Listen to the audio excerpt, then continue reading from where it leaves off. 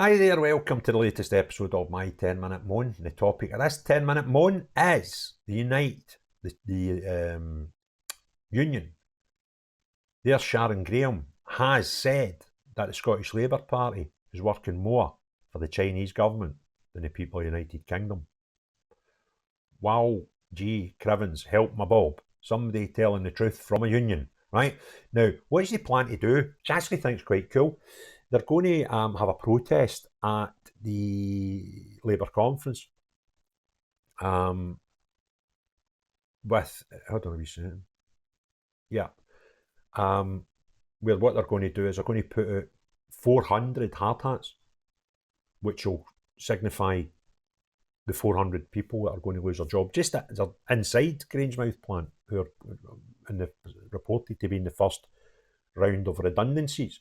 So they're off to the SEC in Glasgow to put down these hard hats. And this Unite leader, she's a General Secretary, Sharon, has made the claim that Starmer is working more for the Chinese government and their interests than the people in the United Kingdom, namely Scotland and Grangemouth. And what a fantastic line. I really do like that. And they're claiming that they've not done anything to help the closures at Grangemouth, and I kind of agree with that. I don't think Westminster or Holyrood have done enough to save, which would be the only refinery in Scotland from closing. But she's saying, but the truth is, if we're counting jobs in the supply chain as well, we need to lay out thousands and thousands more. And she's got a good point there.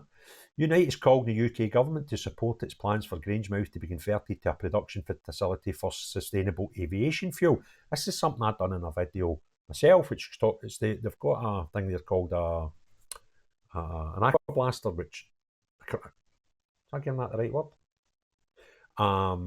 Cracker. Aqua cracker. And what it does is it basically refines the fuel to give a better quality fuel for aviation, which has got less emissions and a better fuel economy for aeroplanes. It's a fantastic thing.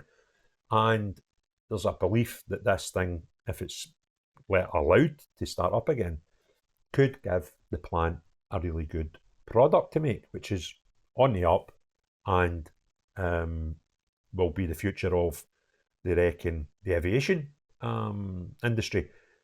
So, it's a massive market and growing. And they think if it couldn't get rid of the whole £150 million a year losses at the plant, it could certainly make a big dent into it. But there's people scratching their head as to why the plant or any of the two governments are pushing this narrative.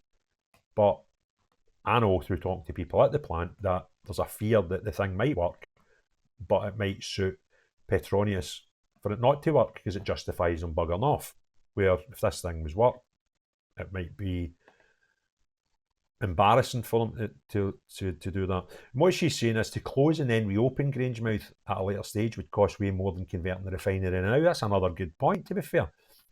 And the forecasts for the demand for SAF, that's this aviation fuel, as net zero targets are met by 2035, are for the demand to increase by 3,000%. So there's going to be a market for it. And we've got a plant there that could make it, and we're closing it. And it kind of makes a mockery, this whole thing that the governments are wanting to protect and expand our own industries. Doesn't look that way when it's Grangemouth, and I think it's very disappointing, the lack of effort by both governments, to be perfectly honest with you, Westminster and Holyrood. So there we go. Now we've got Unite the Union making claims that Keir Starmer is working more for the Chinese government than the people in the United Kingdom, which is fascinating. So if you enjoyed the video, give it a thumbs up. If you've not already done so, please hit the subscribe and notification bell. Let me know your comments below. And at the end of this video, YouTube will put a wee video here that they think you might like, one of my earlier ones.